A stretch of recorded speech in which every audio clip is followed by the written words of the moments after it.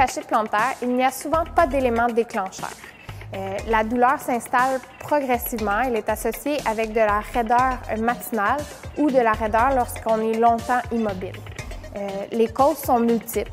Il peut y avoir une diminution de souplesse de l'arche plantaire ou du fascia plantaire. Il peut y avoir une diminution globale de souplesse du membre inférieur atteint. Également, une diminution de mobilité neurale.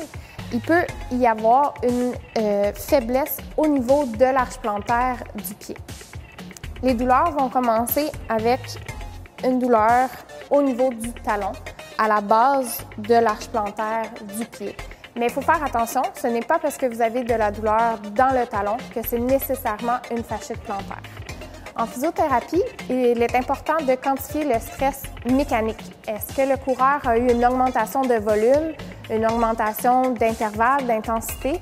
Est-ce qu'il y a eu un changement au niveau de la chaussure ou de la surface de course? C'est toutes des choses en physiothérapie qu'on va aller observer. On va aller évaluer la technique de mécanique de course pour s'assurer que le fascia plantaire est assez fort lors de l'appui du pied au sol.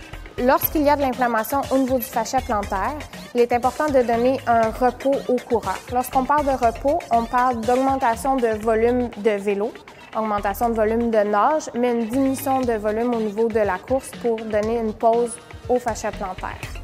On peut également se servir de taping ou d'orthèse de façon temporaire pour donner une pause à la musculature du pied, à l'arche du pied.